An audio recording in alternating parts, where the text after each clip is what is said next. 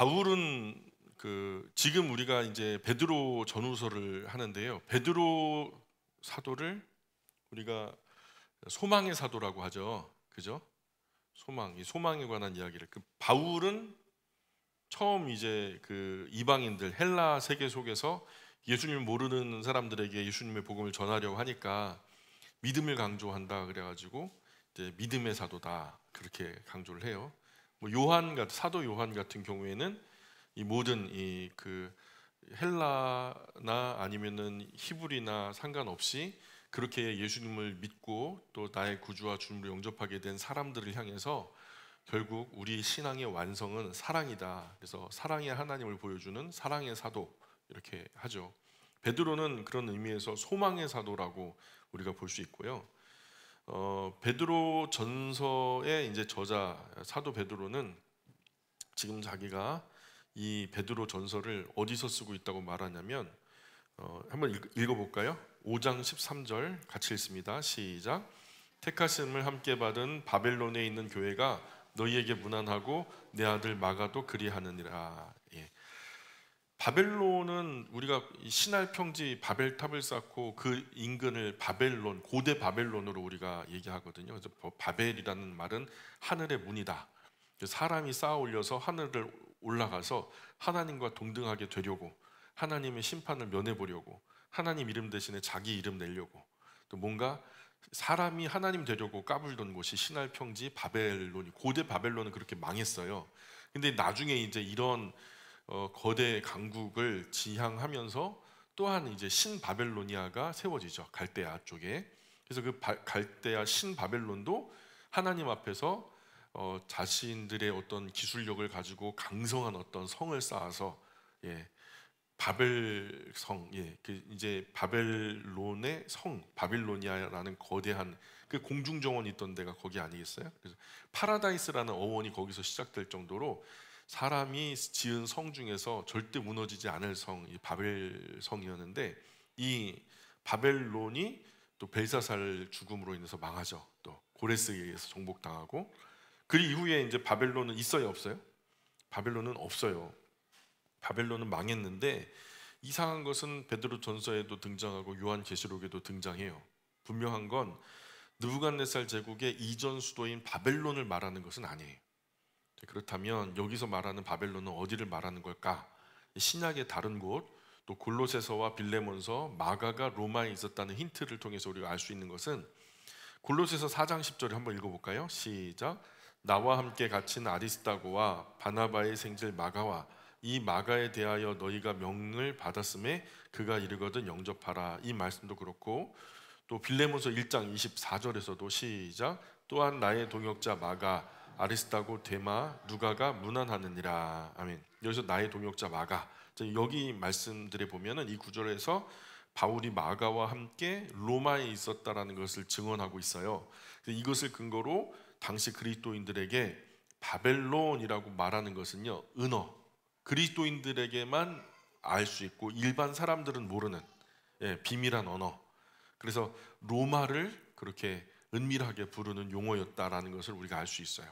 마치 암호와 같이 바벨론 하면은 로마 제국, 그 황제, 그리스도인 핍박, 그 사람들이 이제 그리스도인들을 너무 핍박한다. 그래가지고 우리가 일제시대 때 일본에 대해서 함부로 말하지 못했던 것처럼 그리스도인들이 핍박받는 로마 제국을 향해서 함부로 말할 수가 없었던 시절에 은밀하게 말할 수 있는 암호 같은 이름이 바벨론이었을 것이다. 그래서 요한계시록에도 바벨론은 종말론적으로도 믿는 자들을 탄압하는 어떤 세력, 어떤 그리스도인들을 말도 못하게 못살게 구는, 박해하는 그런 그 탄압의 세력으로 상징적인 의미를 우리에게 가르쳐주고 있죠. 이 서신의 수신자들은 현대로 말하자면 터키, 띠르키에 타우루스 산 북쪽 5지역에 흩어진 교회들을 향해서 이 말씀이 이제 선포되고 있는데, 자, 베드로전서 1장 1절 2절에 한번 같이 읽어보겠습니다. 시작. 예수 그리스도의 사도 베드로는 본도, 갈라디아, 갑바도기아, 아시아와 비두니아에 흩어진 나그네, 곧 하나님 아버지의 미리 아심을 따라 성령이 거룩하게 하심으로 순종함과 예수 그리스도의 핏부림을 얻기 위하여 택하심을 받은 자들에게 편지하노니, 은혜와 평강이 너희에게 더욱 많을지어다. 아멘. 자, 편지 한원이 누구에게?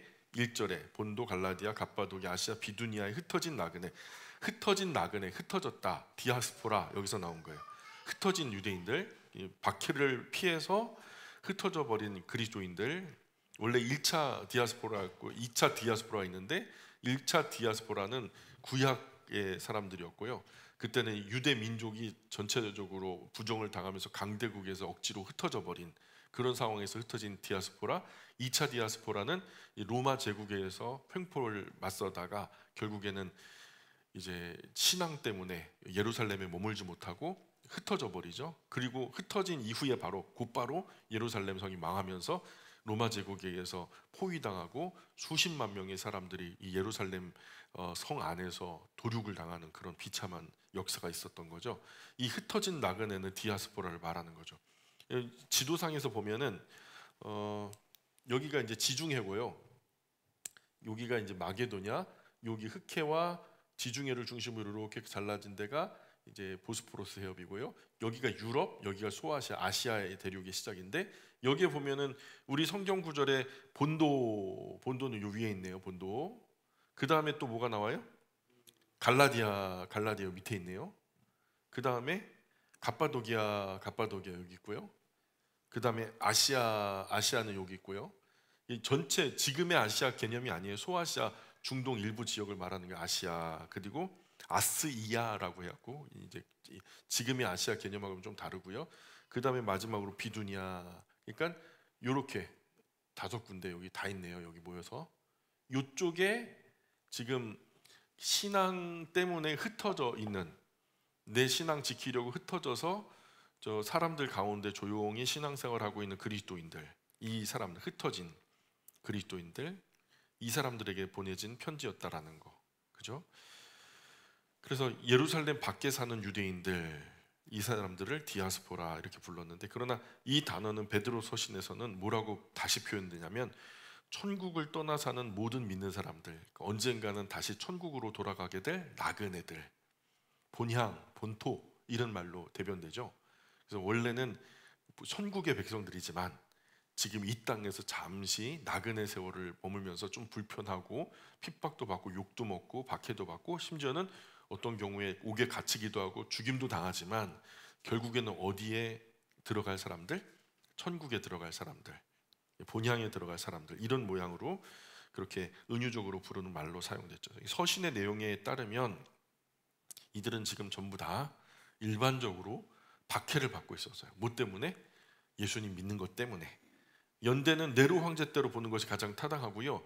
그렇게 보면은 우리가 지금 이 기록으로 54에서 68년 사이, 54년에서 68년 사이 그 어간에 이들이 그 정권 아래서 박해를 받고 있었다라고 여겨지죠. 또 이들이 바울의 순교를 언급하지 않는 것으로 보면 네로 박해의 바로 전인 64년에서 65년까지도 연도가 줄여질 수 있어요. 그래서 64년에서 65년 그 이전에 쓰여질 가능성이 크다. 그래서 성경학자들도 일반적으로 그렇게 보고 있고요. 당시 이들은 하나님의 존재를 알지 못하고 무시당하는 문화 속에 살고 있었어요. 일반적으로 헬라라고 하는 문화는 수많은 잡신들, 그리스, 로마 신화에 있는 자기들이 만든 신, 그래서 은을 깎아 만들고 나무나 돌을 깎아 만들고 뭐 신전을 세우고 막 별의별 하늘에 있는 것, 땅에 있는 것, 땅 아래 물 속에 있는 어떤 형상을 전부 다 만들어 갖고 신으로 숭배하던 그 시절에, 여호와 하나님이라는 그 하나님의 존재에 대해서는 낯설고 생소하고 그런 무시당하는 문화 속에 살고 있었던 사람들인데, 그 속에서도 어려움과 박해를 당하면서도 하나님을 믿으며 살아간다는 것이 현실의 삶에서 과연 어떤 의미를 갖는지를 우리에게 보여주는 거죠. 오늘 우리 시절에도 예수님 믿는 사람이 우리나라에 굉장히 많다 하지만 실제로 하나님을 아는 사람이 몇 명이나 될까요? 잘 모를걸요? 이런 세상의 일반적인 문화 속에서 오늘날 그리스도인이라는 이름표를 달고 우리가 살아가게 된다면 우리가 어떤 삶을 살게 될지를 미리 앞서 볼 수 있는, 그래서 그렇게 살아가도록 돕기 위해서, 참된 그리스도인으로서 살아가기 위해 돕기 위한 서신으로 이 편지를 쓴 거죠. 그래서 한마디로 흩어진 나그네, 디아스포라, 천국을 떠나 사는 모든 믿는 사람들. 자, 여기서 한 가지 메시지는 뭐냐면 한번 같이 읽어볼까요? 시작. 고난 속에서 신앙을 지키며 살아가는 여러분이 정말 자랑스럽습니다. 정말 쉽지는 않겠지만 신앙을 잃지 마십시오. 예. 이것이 베드로 사도가 죽기 전에 남겨지는 그리스도인들에게 마지막으로 마음을 담아 들려주고 싶었던 한 가지의 메시지일 거예요. 그래서 베드로 사도의 따뜻한 격려와 실질적인 가르침은 세상적인 문화 갈등 속에 살고 있는 오늘 우리 모든 믿는 그리스도인들에게도 가슴 깊이 남아있는 정말 귀한 교훈을 주는 말씀이다. 저는 그렇게 믿어요. 그래서 베드로전서는 적대적인 이방 땅에 파송된 그리스도인들에게 쓰여진 안내서다.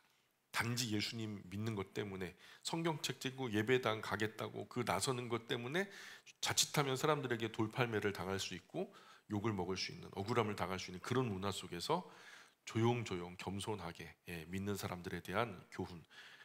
베드로 사도는 올바른 모습으로 그리스도인의 삶을 살기 위해서 앞으로 다가올 영원한 영광에 대한 관점으로 현재 당하는 고난을 좀 생각해 봐라. 지금 너희들이 예수님의 이름으로 예배당에 나가 여호와 하나님을 예배한다는 것 때문에 너희가 박해를 받잖아. 근데 그 박해는 잠깐이야. 그러나 영광은 영원한 거야. 하면서 베드로전서 5장 10절 같이 읽어보겠습니다. 시작. 모든 은혜의 하나님 곧 그리스도 안에서 너희를 부르사 자기의 영원한 영광에 들어가게 하신 이가 잠깐 고난을 당한 너희를 친히 온전하게 하시며 굳건하게 하시며 강하게 하시며 털을 견고하게 하시리라. 아멘. 여기서 두 가지의 말이 대비가 되죠. 잠깐과 영원. 그죠? 잠깐과 영원. 근데 영원은 영광이 붙어 있고요. 잠깐은 고난이 붙어 있어요. 그렇죠? 그래서 이 영원한 영광에 비해서 세상에서 우리가 겪는 고난은 잠깐이다. 그러기에 졸린 것은 잠깐이에요. 손해는 영원히 보는 거고요. 그죠? 그러나 허벅지를 꼬집고 잠을 쫓으면 영광은 영원한 것이고 아픈 거는 잠깐이죠. 그런 의미에서 그냥 허벅지를 꽉 꼬집어 버려요. 그냥 이 천한 육체가 어디 하나님 말씀 듣는데 졸리고 난리야. 그래서 주도적인 고난과 핍박을 받을지라도 주도적인 믿음 생활을 하는 게 중요하다. 자꾸 그냥 목회자가 막 안달복달하게 해가지고 뭐 우리 주변에 있는 믿음의 사람들이 자꾸 그냥 너 그렇게 믿으면 안 된다 이렇게 해가지고 잔소리 들으면서 철 안 든 어린 아이 마냥 그렇게 신앙생활 할 것이 아니라 좀 고난을 감수하면서 어른스럽게 죽어도 좋사오니 하는 그런 마음으로 성숙한 신앙생활을 하면 안 될까 하면서 베드로 사도가 좀 성숙한 박해를 받지만 묵묵히 이겨내며 괜찮아. 고난은 잠깐이야. 영광은 영원하거든 하면서 성숙한 판단을 요구하는 거죠. 그래서 베드로 사도는 단순히 관점을 변화시켜서 그리스도인의 삶에 대한 오해와 편견을 긍정적인 생각과 긍정적인 자세로 극복하라고 권면하지 않아요. 이거 긍정적으로 생각하면 다 좋은 거야. 이렇게 뭐 자기 마인드를 리프레시하고 자기 암시 이런 것으로 하지 않고 그보다도 고난을 극복해야 하는 본질적인 이유를 얘기해요. 왜 이 고난은 극복해야 되는 건지 알아? 긍정적인 마음을 가져. 이런 얘기 안 해요. 여기서 베드로가 강조하는 것은 그리스도의 신앙이에요. 그리스도의 신앙, 믿을 신자 바랄 앙자, 그리스도를 믿고 바라는 사람들인데 그럼 그리스도를 생각해봐. 자, 예수님께서 우리를 위해서 고난 당하셨기 때문에 우리도 그분의 고난을 생각하면서 이겨나가야 하지 않겠어? 그래서 핵심 근거로 우리가 고난을 이겨야 하는 핵심 근거로 우리가 바라고 믿고 바라는 그분 예수님도 바로 고난을 감당하셨기 때문이지. 그러니 고난을 이겨내야 할 이유는 여기 있어. 우리가 믿는 또 바라는 예수님이 그렇게 하셨기 때문이지. 그래서 그리스도인이 고난을 받는 이유도 예수 그리스도, 그 고난을 극복해야 하는 이유도 예수 그리스도. 그러니 하나님을 위해 살면서 당하게 되는 고통은 예수 그리스도의 고난에 참여하는 것이다. 내가 잘못해가지고 고난 당하는 건 당연한 거고요. 그건 당연한 거고, 내가 뭐 잘못 살아서 그냥 얻게 되어지는 고난은 당연한 거고요. 근데 예수님 말씀대로 살려고 하다가 부당한 그 초우를 당하고 불이익을 당하고 막 누명을 쓰고 억울함을 당하고 그럴 때 오는 고난들은 영원한 영광에 비하면은 잠깐이다. 그러니 그 고난 피하지 말고 묵묵히 감당할 뿐만 아니라 인내해라. 사도 베드로는 구약 속에서 하나님 백성과 당시 신약 그리스도인의 유사성을 의도적으로 구약의 성도들, 신약의 너희들, 그리스도인들과 하나님의 그 백성들, 이스라엘과 같이 교회도 하나님의 새로운 백성으로 중요한 건 거룩이다. 세상과 완전히 구별돼야 된다. 뭐라도 달라야 된다. 교회가 핍박과 고난을 받는 것은 악한 세상에서 거룩하게 살고자 하기 때문이라는 거죠. 고난을 통하면 분명하게 구별되죠. 에이, 내가 무슨 영광 보겠다고 이런 망신 당하며 욕 먹으며 이런 고통 당하며 내가 예배당에 나와? 그러면은 그건 키질이에요, 키질. 껍데기 가라지는 전부 다 날아가 버려요. 근데 그런 고난이 주어질 때 알곡은 점점 모아 안쪽으로 하나님 더 가까이로 다가오는 거죠. 그 키질이라고요. 고난은 믿는 이들에겐 키질이다. 그래서 다르게 표현하자면 고난은 신앙생활을 해나가는 여정의 일부다. 종종 자주 교회 안에서도 개인적으로도 고난이 주어져요. 그것은 하나님이 우리를 거룩하게 하시는 장치예요. 베드로전서의 수신자들이 경험했던 그리스도인으로 살아가는 삶은 구약과 신약을 성경으로 여기면서 살아가는 우리 지금을 사는 우리 그리스도인들의 상황과 똑같아요. 하나님 백성은 의를 위해 고난을 받아야 한다는 전제가 있어요. 그래서 그뿐만 아니라 이집트에 살았던 요셉이나 바벨론에 살았던 다니엘처럼 성경은 하나님의 백성이 이 세상에서는 나그네 되었다라는 사실을 다시금 분명하게 하는 거예요. 그러니 이 세상하고 짝하여 살지 말아라. 영원히 이 세상하고 결혼한 것처럼 그렇게 누가 보면 하나님이 너희들을 보면 세상과 결혼한 사람처럼 그렇게 살아가. 아니야. 여기는 짝하여 살 곳이 아니야. 그런 의미에서 베드로전서 수신자들을 거류민과 나그네 같은 사람들아 이렇게 자꾸만 불러요. 그래서 이렇게 부르는 부분이 더욱더 우리에게 와닿죠. 우리도 나그네인데 나그네가 아니라 어느 순간인가 우리 마치 이 세상과 짝하여 터줏대감 될 생각으로 안방 마님 될 생각으로 그렇게 살아가는 것은 아닌가.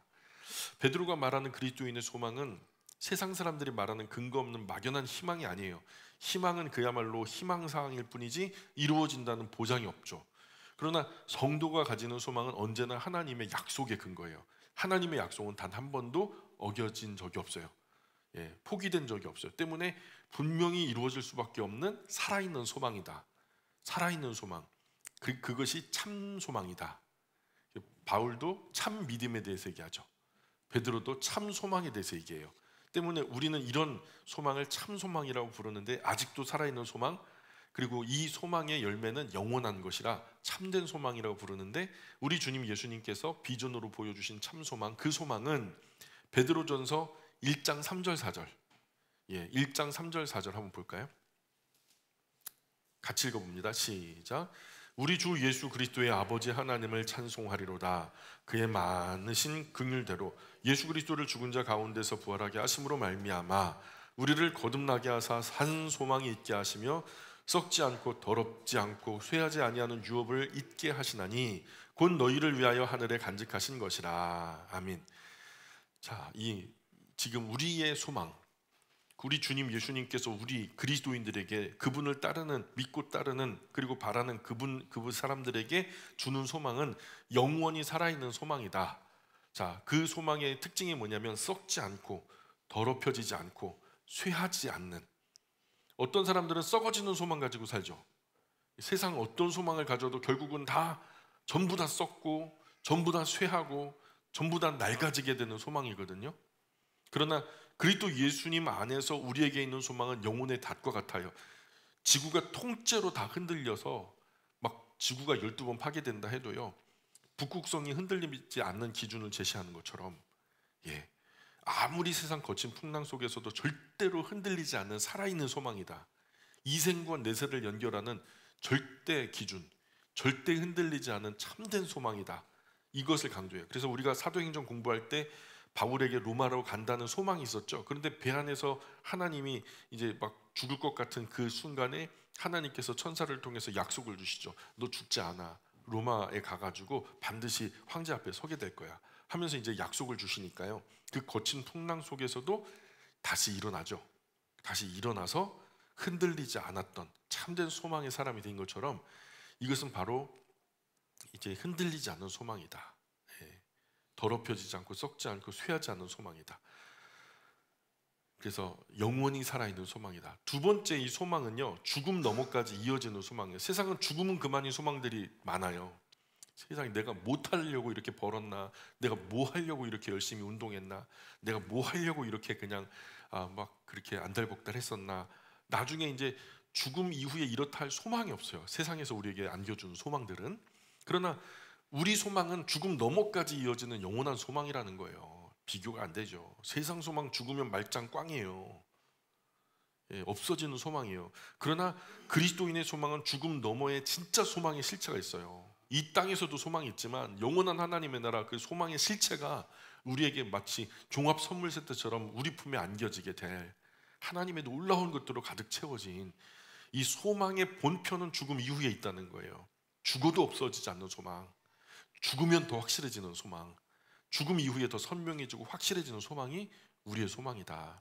또 세 번째로 환난과 핍박을 이기고 견디게 하는 소망이다. 지금 네로 황제 핍박, 도미티아누스 황제, 트라이아누스, 하드리아누스 등등 10명의 로마 황제가 250년 동안 아주 그냥 줄줄이 폭탄처럼 쓰나미로 그냥 계속 이 그리스도인들을 박해할 거거든요. 이런 박해 시대에 견뎌내려면 정말 참된 소망이 있어야만 그런 핍박 견딜 수 있거든요. 목숨을 내 걸어야 돼요. 250년 사는 사람이 있어요? 그 250년 그 고난의 세월 중간에 어느 날 내가 죽는다고 해도 흔들리지 않는 신앙의 사람이 돼야 되는데, 그러려면은요, 예, 그러려면 이런 환난과 핍박을 능히 이길 만한 소망이어야 해요. 그 북한에서 정치범 수용소에 그리스도인들 봤던 그 우리나라 귀순한 사람들이 정치범 수용소에서 그리스도인들이 받는 박해를 참상을 갖다 그림으로 그리고 설명을 했던 사람이 있어요. 유엔에 가서 이제 얘기도 하고 증언도 하고, 저 미국에 가서도 뭐 상원 뭐 회의 열린 그 자리에서도 증언했던 사람인데, 그 사람들은 멀리서 보면 짐승처럼 보여진대요. 허리가 전부 다 반으로 접혔어요. 그 옛날에 꼬부랑 할머니처럼 반이 접혀가지고요, 이 가슴하고 배와 허벅지가 이렇게 닿아가지고 땅바닥을 기어다닌대요. 그러니까 키가 이만큼 하잖아요. 그러니까 이민군들이 다니면서 발로 막 차고, 그러다가 막 그냥 조용히 그냥 숨 쉬지 않고 움직이지 않으면 그냥 주워다가 버리고, 이런 사람들이랑 말도 안 된대요. 막 인권이 어디 있어요 그 사람들한테. 근데 이 사람들이 기도하는 걸 자기가 봤다는 거예요. 근데 신기하다는 거예요. 말이요, 자기는 예수님도 모르고 신앙도 모르지만 마치 하나님의 음성처럼 들리더라는 거예요. 그 말이 얼마나 평화로운지 몰랐다는 거죠. 근데 그 사람들의 기도를 흉내내면서 이렇게 얘기를 하는 그 간증을 들으면서요, 참 창피하다. 예, 나의 신앙, 나의 예배의 모습, 나의 정말 신앙의 모습이 이분들의 소망에 비하면 진짜 누추하다, 이런 생각이 들더라고요. 참, 그죠? 이 박해, 예, 환난과 핍박을 이기고 견디게 하는 그 소망, 이분들의 소망 아니겠어요? 또한 네 번째로 이 소망은요, 우리를 거룩하게 하는 소망이에요. 결국에는 막 이 소망, 참 소망을 가진 자마다 그 소망 때문에 자기를 거룩하게 구별하며 살아가잖아요. 이제 곧 우리가 하나님의 나라 들어가게 될 거고, 왕과 같이 우리도 그리스도와 같이 온 땅과 우주를 다스리게 되는 그날이 우리에게 온다라고 그 소망의 실체를 우리에게 성경에서 밝혀주잖아요. 그러니까 이 땅 위에 다 끝나버릴 것들에 집착하거나 채심하거나 너무 욕심내지 않아요. 땅 위에 누릴 쾌락 때문에 난잡하거나 더럽거나 지저분하게 살지 않아요. 우리의 소망은 참 고상해요. 우리의 소망은 참 인격적이에요. 그저 그냥 다른 사람들은 못 가지면 막 죽을 똥살똥 막 사람 죽여서라도 가지려고 하는데, 그리스도인들은 안 그렇거든요. 그러면 안 되거든요. 그래서 우리를 거룩하게 하는 소망, 고난이 올 때마다 더 단단해지고 더 알이 꽉꽉 차오르는 신앙.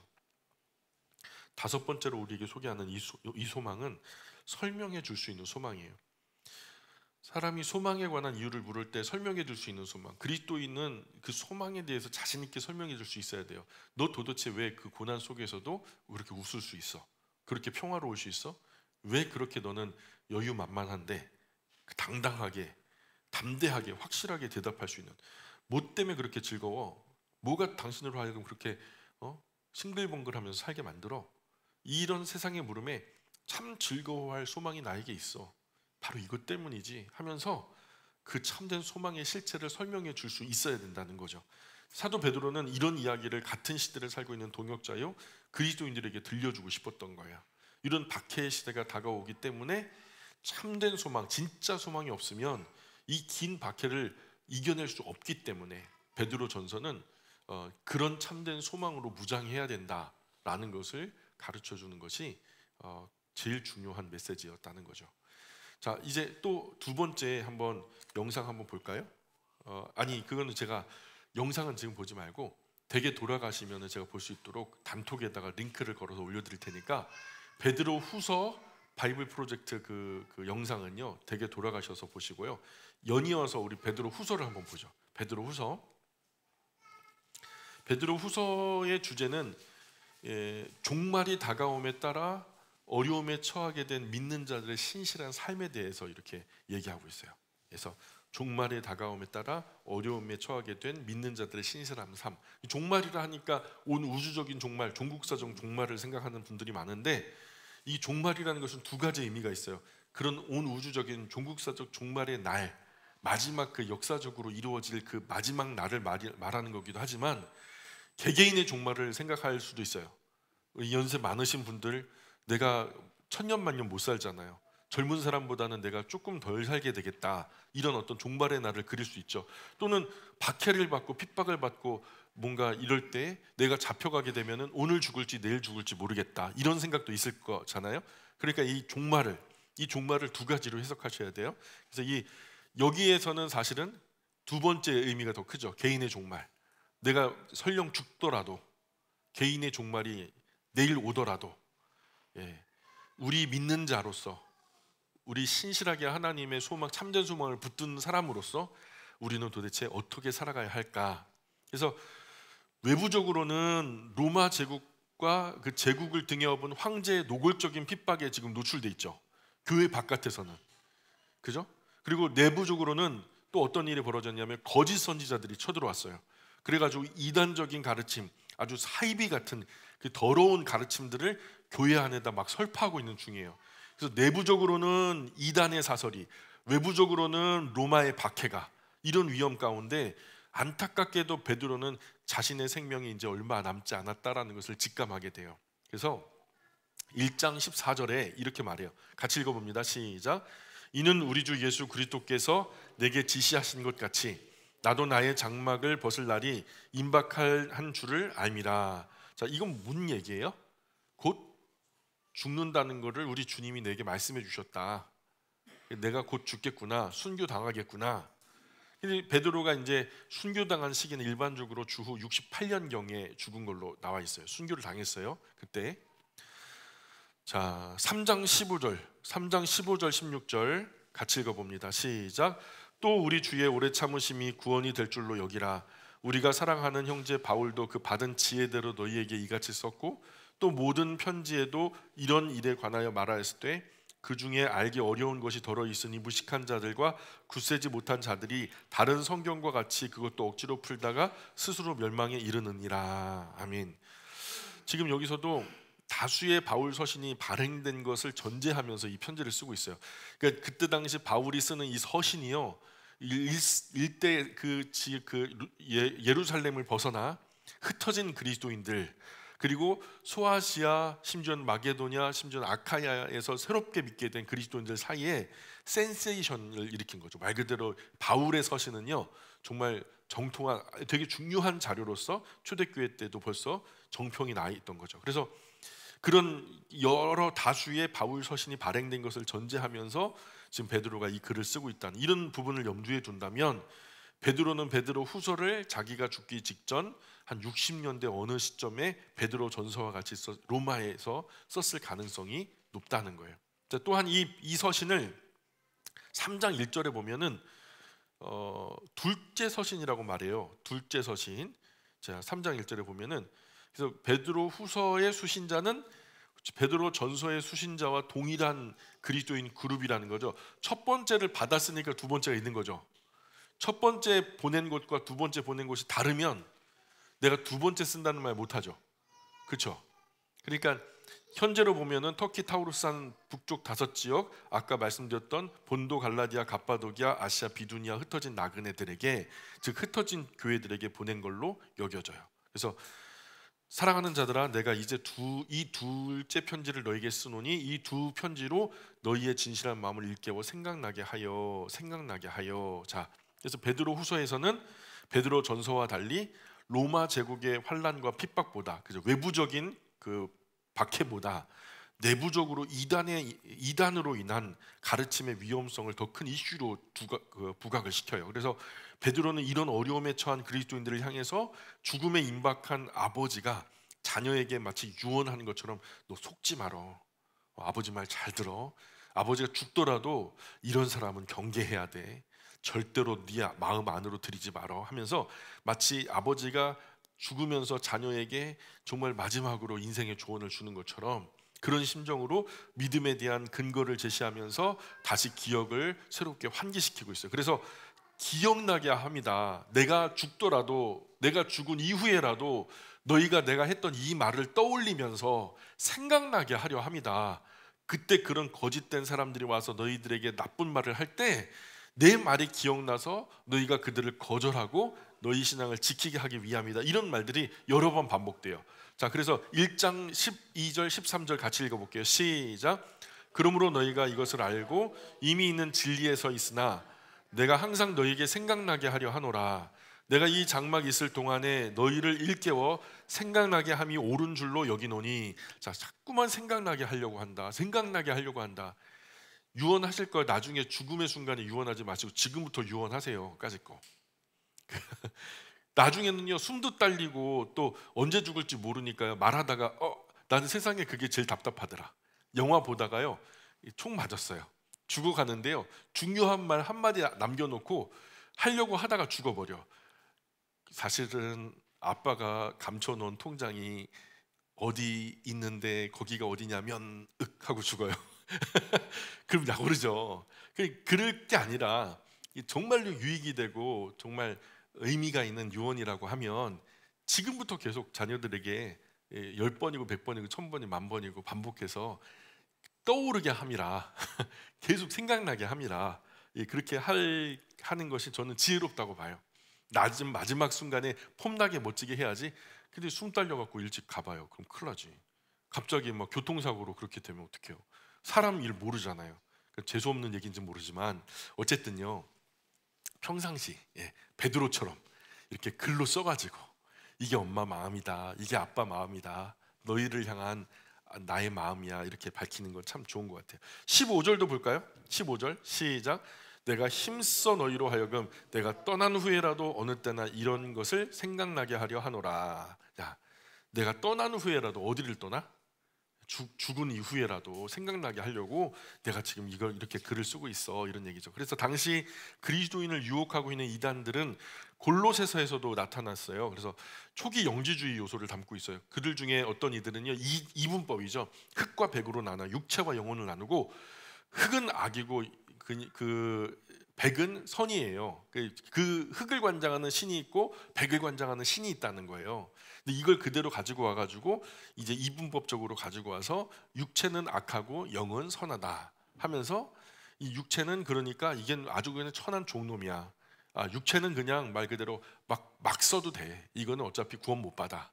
그러나 우리의 영혼은 결국 우리 육체가 죽게 되는 그날에 육체를 찢고 나와서 영원한 자유를 누리게 되는 아름다운, 그 그리스 헬라 철학에 기초한, 철학에서 죽음을 설명하는 그것을 그리스도 기독교 교리 안으로 가지고 들어와서 육체는 악하고 영은 선하니까 육체는 막 써도 된다. 그래서 육체는 막 써도 된다라는 말과 육체는 함부로 쓰면 안 된다는 말, 이 두 가지로 있어요. 쾌락주의와 금욕주의가 이제 나눠져요. 그래서 에피쿠로스의 쾌락주의, 스토아의 금욕주의, 이렇게 해가지고 두 갈래로 갈라져요. 이후에 이제 그 육체가 악하다라고 하는 전제에서 육체가 하는 걸 그대로 내버려 두면 안 된다. 그래갖고 금욕주의로 빠지고, 육체가 아무리 해도 그냥 육체는 구원 어차피 못 받을 거니까 막 써라, 어차피 썩어질 거. 그러니까 막 쾌락주의로 가는 경향이 있고요. 근데 이건 다 틀린 거죠. 이런 가르침이 초기 기독교 교회 안에 막 들어가니까 육체의 욕구대로 자유롭게 사는 것은 죄가 없다라고 막 주장하는 거예요. 그저 그냥 눈에 보이는 대로 예쁜 여자 있으면 다 취하고 멋있는 남자 있으면 다 취하고 막 그러라는 거예요. 어차피 육체는 구원 못 받으니까. 육체의 쾌락이지 뭐 영혼의 쾌락이냐. 일종의 도덕 무형론을 주장했던 거죠. 이건 명백하게 이단이에요. 이단자들의 영향력 아래 그리스도인 중에 거룩하지 못한 옛 모습으로 다시 돌아가는 이들이 생겨나기 시작해요. 즉각적인 심판이 없어요. 그런데도 막 온갖 가지 그 더러운 어떤 육체의 쾌락과 탐닉을 하는데도 불구하고 하나님이 뭐라 말씀 안 하셔. 하나님께서 이런 삶을 인정하셨다는 가르침이 만연하는 거예요. 그 쾌락주의자들이, 이 초기 영지주의자들이 거 봐라. 하나님이 살아계시면 저렇게 사는 우리 형제 왜 가만히 두냐? 당장에 그냥 묘절시켜 버리지. 근데 두고 보시지 않냐? 이거는 하나님도 인정하신다는 얘기다. 뭐 이런 식으로 주장을 했던 거예요. 그러나 베드로는요, 야 인마 그거 아니야. 하나님이 즉각적으로 심판하지 않는 이유는 오히려 하나님이 오래 참으시는 거야. 하나님이 긍휼하시기 때문에 그 자리에서 범죄한 대로 그냥 단칼에 그냥 찔러 쪼개버리면 그 하나님의 인자하시다, 긍휼하시다, 자비하시다라고 말할 수 있어? 돌아올 때까지 조금 기다려 주시는 거야. 주님의 재림이 늦춰지는 것은 우리 개인의 종말 또 그 어떤 종국사적 종말이 우리가 생각했던 것보다도 좀 늦춰지는 이런 이유는 우리 모두에게 회개할 시간을 주시는 거야. 우리가 조금 바른 길로 돌아서라고 하나님께서 자비하심으로 우리에게 긍휼히 여기시는 거야. 어떤 이는 더딘 심판을 타락의 근거로 삼았거든요. 심판을 안 주시니까 내가 막 별의별 짓을 다 하는데 남껏 그냥 나 훔치고 막 별의별 그 초기 기독교의 그 혼란스러운 과도기적인 상황에서 범할 수 있는 수많은 죄를 범하는데도 불구하고 하나님이 넉넉히 보고만 계시네요.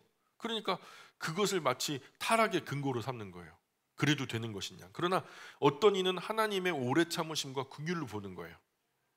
김일성이 왜 그렇게 오래 살았을까요? 예? 하나님이 그래서 어떤 분이 그래요. 하나님이 살아계시면 김일성이를 저렇게 오래 살게 두셨을 거냐는 거예요. 그때 그런 말 많았어요. 근데 생각해 보세요. 그 하나님 거꾸로 뒤집어 보면 그 사람조차도 구원받고 하나님의 자녀 되기를 바라는 마음이 없지 않았을까? 만약에 그런 판단으로 김일성이를 처단하고 즉각 처분하면 아주 우리 속도 시원했겠지만 그들을 김일성을 찔러 쪼개는 순간 나도 찔러 쪼개지는 거예요. 왜냐하면 나는 죄가 없어요? 나는 그렇게 뭐 비교적 깨끗한가요? 그러니까 너의 판단하는 그 판단으로 너도 판단을 받는다. 대접받고 싶은 대로 대접해라. 이게 황금률이죠. 예수님이 계속 가르쳐 주셨던 거예요. 그래서 3장 9절에 읽어볼까요? 시작.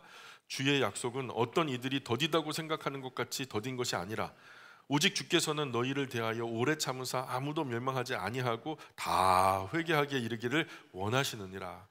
다 회개하고 다 주님께 돌아와서 다 구원 받았으면 하나님의 소망은 이건데요. 근데 다 구원에 이르나요?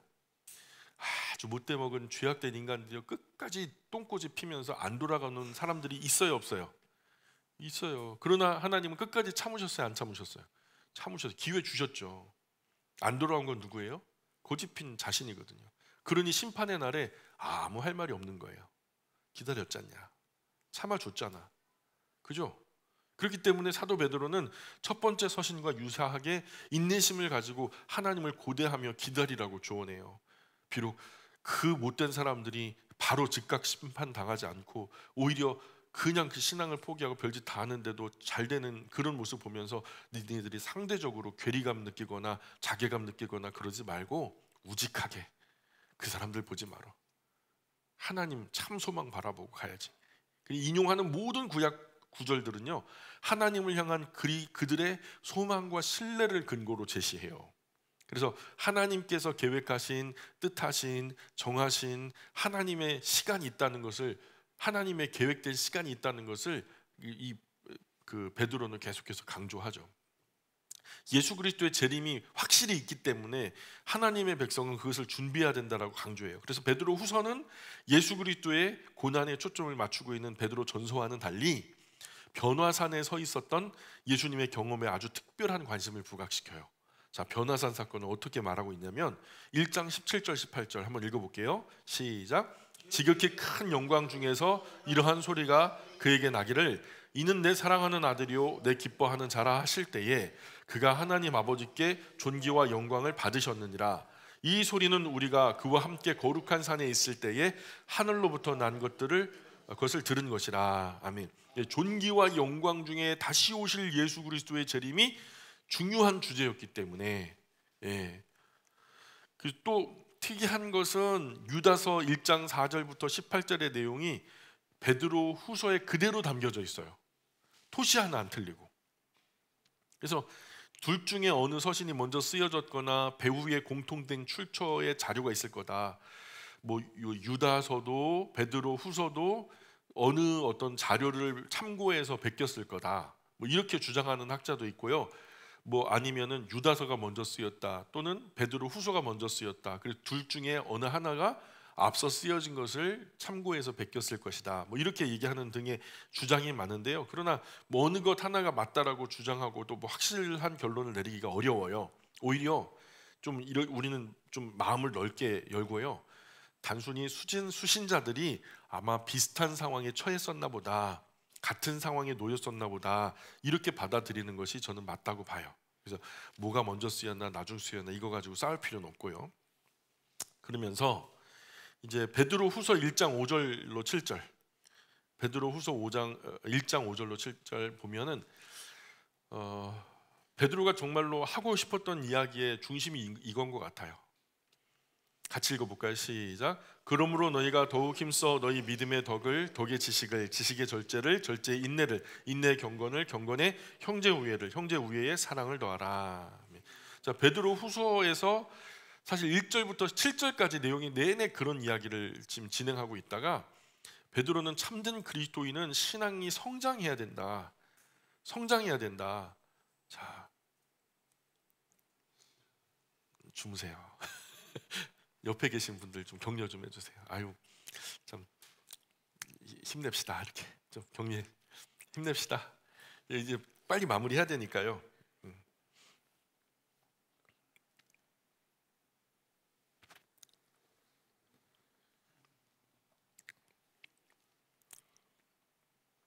어떤 분은 믿음이요 10년이 가고 20년이 가고 30년이 가도 도무지 자라지도 않고 변하지도 않고 그대로 그냥 아주 그대로 그냥 한 달란트 그대로 그냥 그저 그냥 뭐 심지 않은 데서 거두지 않으시는 분이니까 뭐 그냥 그런 분이니까 뭐 그냥 까짓거 그냥 한 달란트 그대로 가져가지 뭐 열매도 안 달리고 자라지도 않고 그냥 자라려고 생각도 안 하고 그냥 그러는 분이 참으로 살아있는 생명체, 진짜 살아있는 생명체는 두 가지 특징이 있어요. 하나는 반드시 자란다는 거예요. 개체 유지를 위해서 하나님이 그렇게 만드셨어요. 두 번째는 반드시 열매 맺는다. 종족 번식의 원리죠. 그래서 아무리 눈에 띄지 않을 만큼 자라도요 뭐 100년에 1mm 자라는 나무도 있대요. 뭐 추운 지방에 그런 나무가 발견됐대요. 근데 그래도 자라잖아요. 100년에 1mm라도. 예수님 가르침처럼 작디 작은 겨자씨 하나만 그만한 생명만 있어도 반드시 자라거든요. 살아있는 모든 것은 반드시 자라는 거예요. 그리고 살아있는 모든 것은 반드시 새끼를 낳든 뭐 뿌리를 뻗어서 다른 개체를 피어나게 하든 자신이 썩어 다른 열매를 생산해내든 생명이 있다면 반드시 많은 열매들을 번성해요. 내가 진짜 살아있다면 그 신앙은 끊임없이 자라는 거죠. 나아가서 계속 신앙에 합당한 열매를 맺게 되는 거죠. 그래서 베드로 후서의 원리대로라면 자라는 것도 단계가 있어요. 첫 번째는 어떤 모습으로 자라냐면 믿음이죠. 피스티스, 페이스라고 말하는 출발은 믿음이에요. 믿어야 시작하죠. 두 분이 결혼할 때도 믿었잖아요. 이 사람에게 내 삶을 맡기면 참 잘 될 것 같아. 저 여자에게 나의 삶을 의지해도 서로 잘 살 것 같아. 그래서 서로 믿음으로 둘이 하나가 됐잖아요. 그죠? 그런 원리로 믿지 못하면 시작도 못해요. 못 믿는데 어떻게 시작해요? 그러나 믿음으로 신앙을 시작했는데 믿는다 하면서도 아무것도 안 하는 것은 또 믿음이 아니에요. 그래서 덕이 있어야 돼요. 신앙은 믿음으로 시작하죠. 근데 믿기는 믿는데 다른 사람 전혀 배려하지 않는 독선적인 그리스도인 많거든요. 제가 언젠 저 주황산인가 거기 갔는데요. 그 등산객들이 엄청나게 많이 왔다 갔다 하는데 이제 우리 이렇게 그 시찰 목사님들 모여가지고 거기서 이제 파전도 먹고, 왜 산에 가면 파전을 먹는지 모르겠어요. 아무튼 거기서 뭐 산채 정식 뭐 비빔밥 이런 것도 먹고 그러는데 저 구석에서 어느 교회에서 왔나 봐요. 세상에 막 대표 기도를 하는데 막 엄청나게 큰 소리로, 마치 이 전체가 무슨 예배당인 것처럼 막 큰 소리로 막 주십시오. 이제 막 다 앉아 계신 분들이 아멘 그러는데요. 다른 사람, 예수님 안 믿는 사람들은 불편해 죽을 것 같은 거예요. 나르는 사람도 여기다 이걸 갖다 놔야 되나 말아야 되나 막 그러는 거죠. 제가 이제 시찰장이 됐잖아요. 이번에 시찰 수련회를 속초로 갔어요. 가가지고 이제 식당을 몇 군데 갔단 말입니다. 그래서 차에서 내리자마자 바닷가로 가서 둘러섭시다. 그리고서 자, 식기도 우리 목사님 하셔요. 한 들어가면요 조용히 각도하고 그렇게 드십시다. 그랬더니요 딱 들어가서 그냥 정결하게 먹고 깨끗하게 하고, 나쁜 얘기 하지 마세요. 그 중에서 막 못되게 말씀하시는 목사님 한 분 계시거든요. 그런 말 나올 것 같으면 절대로 말도 하지 말라고. 그리고서는 맛있다 맛있다 그 얘기만 하시고, 우리가 다 목사이기 전에 그리스도인들인데 우리가 왔다 가서 기분 좋아야지 우리 때문에 기분 나쁘면 되겠냐, 일진사납다 막 그러면 되겠냐고. 그래 그렇게 밥 먹고 나왔는데요, 이분들이 따라 나오면서 끝까지 그냥 뒤에 뒷꼭지에다 대고 인사를 하는 거예요. 아이고 이 팀 아니었으면 오늘 공칠 뻔했다고 막 그러면서요. 그래서 참 얼마나 은혜로워요, 그죠? 우리가 그리스도인이라는 거 다 알아요. 얼굴에 써 있거든요. 예. 그래서 이제 믿습니다 하면서 막 그냥 민폐 주고 쭈트 부리면은 주님의 이름이 누추해지는 거. 그렇게 막 믿습니다 해놓고서 나가면서도 막 XX 하면서 막 그냥 그러면은, 예. 다른 사람 배려하지 않고 더 끼치지 않는 누추한 신앙은 순수하게 고상하게 예수님을 따르는 많은 신앙의 사람들의 열매를 방해하는 거예요. 예. 그래서 오늘 교회와 그리스도인이 덕을 생각하지 못해가지고 하나님께서 얼마나 많은 모욕을 얻고 계세요.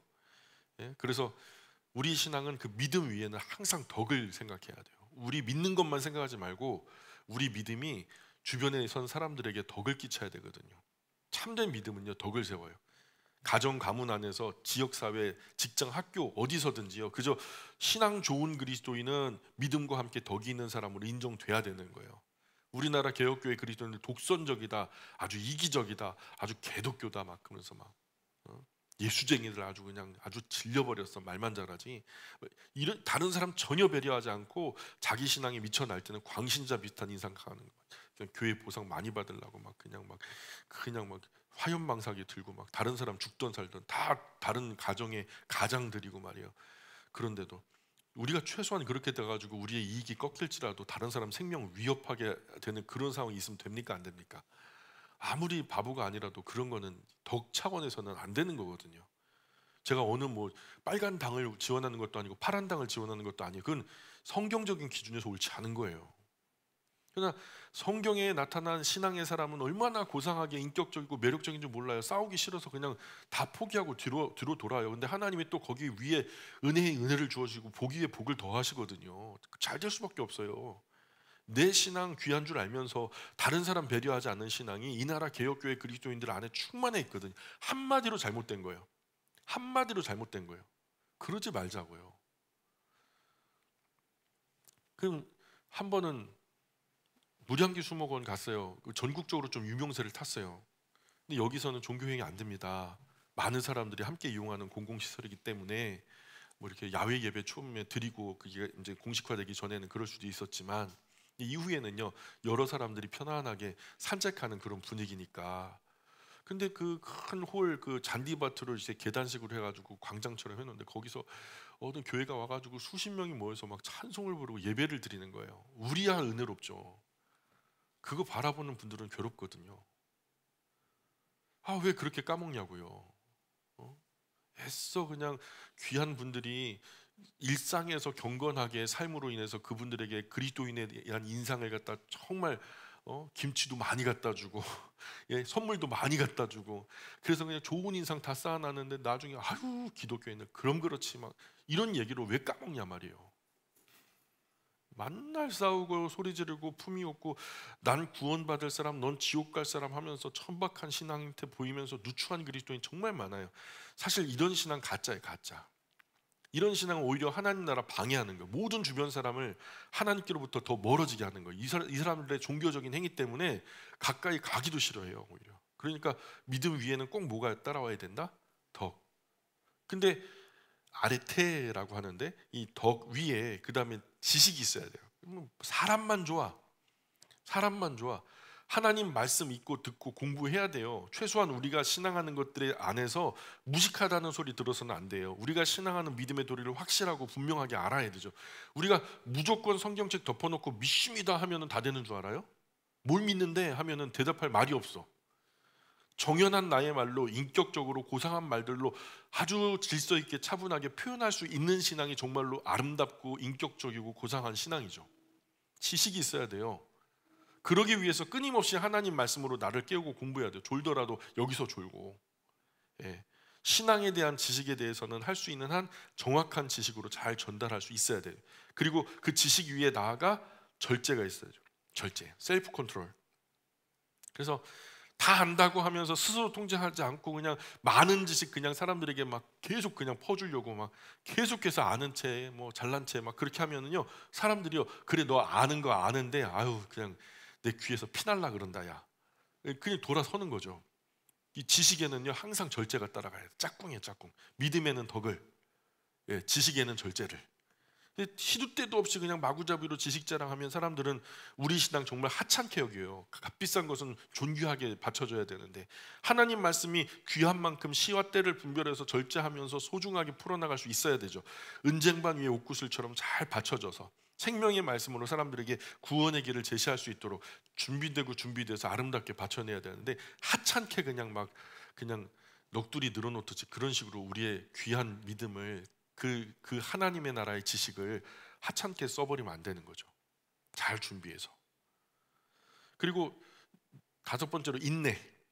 절제 위에 인내를 갖춰야 돼요. 대의를 위해서 스스로 잘 참고 다른 사람도 잘 참아줘야 되죠. 어쩌면 우리 그리스도인 정말 중요한 사명은 잘 참는 걸지도 모르겠어요. 예수님도 잘 참으셨죠. 끝까지 참으셨죠. 잘 참고 인내하는 것만 해도 90점 먹고 들어가요. 잘 참고.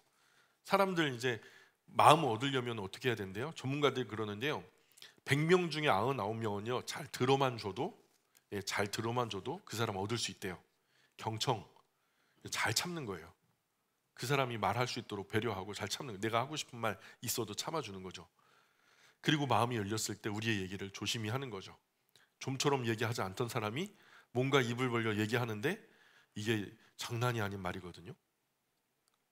그리고 절제 위에 경건, 예, 인내 위에 경건이 있어야죠. 경건이 곧 예배예요. 예배자의 삶이고 예배를 등한히 여기는 사람치고 신앙 좋은 사람 없죠. 신학 공부할 때 보면 채플 드릴 때 중간에 1, 2교시 끝나고 채플을 하고 3, 4교시 한 다음에 이제 밥을 먹고 그렇게 하는데요. 어중간하게 있어요. 그러니까 좀 쉬고 싶고 놀고 싶고 그래요. 매점에 가고 뭐 먹고 싶고 그러니까 채플을 잘 지키는 사람이 없었어요. 근데 지금도 보면 그 채플 밥 먹듯 빼먹던 동기는요. 이 신앙 그 목회 현장에 서 있는 사람 거의 없어요. 예, 채플 밥 먹듯 빼먹던 사람은요. 목회 현장에 있는 사람이 거의 없어요. 예배는 훈련이에요. 앞자리에 앉는 훈련, 삶으로 준비하는 훈련, 예배당에 먼저 와서 기도로 찬송으로 예배를 준비하는 훈련, 토요일 저녁에 늦게 자지 않는 훈련, 토요일을 그냥 아무리 그래도 그냥 멀리 다녀오거나 막 피곤하게 지치게 그렇게 하지 않는 훈련. 그래서 주일날 오전에 있는 11시 이 우리의 공동체 예배가 잘 준비된 은쟁반 위에 옥구슬처럼 아름답게 받쳐지는 일주일의 처음 날에 영광된 훈련, 아버지 하나님 가장 아름다운 모습 보여드리고 싶어 하는 그런 훈련, 이게 경건한 모습이거든요. 그 다음에 이제 경건 다음에 형제 우애. 예, 우리가 신앙인이라고 하면서 형제간의 우애 없으면 신앙 없는 거죠. 그리스도인들끼리도 잘 지내지 못하는 사람 정말 미숙한 신앙이죠. 여기 모인 우리 하나님 바르게 믿고 또 선하게 살아보려고 온 사람들이잖아요. 근데 예수님 가르침에 원수까지도 사랑하라 하셨는데 잘 준비된 그리스도인들 안에서도 서로 사랑하지 못하면 문제가 크죠. 서로 오해하려고 하고 그리스도인들 가운데 반목하고 질투하고 시기하고 싸우면 교회 안 되죠. 전도 되겠어요? 선한 사업은요? 부흥도 안 되고 아무것도 안 되죠. 이 모든 것 위에, 이 모든 것 위에, 형제 위에 뭘 공급하라? 예, 사랑을 공급하라. 이 모든 과정을 반드시 사랑을 동반해서 해야 된다라는, 반드시 이 단계를 거쳐야 건강한 신앙으로 자라고 성숙하고 좋은 열매 맺게 되는 거죠. 그래서 믿음은 끝이 아닌 시작. 한국 교회는 이 부분을 아주 크게 오해하고 있죠. 그래서 믿음으로 시작해가지고 소망으로 나아가다가 사랑으로 끝나는 거예요. 끝나는 게 아니라 사랑으로 완성되는 거예요. 우리의 신앙은 뭘로 시작한다? 믿음으로 시작한다. 그리고 뭘로 나아간다? 소망 가운데 나아간다. 그리고 무엇으로 완성한다? 사랑으로 완성한다. 그리고 이단 사입이 조심하라는 내용, 그리고 바로 베드로 후서의 내용이고, 베드로는 결과적으로 이 땅은 한때 물로 심판받은 세상 아니었냐, 장차는 불로 심판을 받기 위해 간수하신 바 되었다, 이제 곧 심판이 온다, 불로 한번 살라져서 타지 않는 것들이 뭐가 있나 한번 봐라. 이 말씀대로라면 언젠가 이 모든 만물과 우리의 체질이 뜨거운 불에 다 풀어질 것이고, 그렇게 흩어지고 없어진 세상에 소망 두지 말고 바른 신앙의 계단을 하나하나 밟아 올라가서 성장하고 성숙할 것을 고면하면서 우리 모두 그 성숙한 그리스도인, 하나님 앞에 끝까지 남아 의미를 남기는 그런 신앙인으로 우뚝 서자, 참 소망 가운데 서자, 이런 말씀으로 도전하는 것이 바로 베드로 후서의 말씀이라는 거죠. 어렵지 않죠? 예, 오늘 여기까지 하겠습니다. 기도하겠습니다.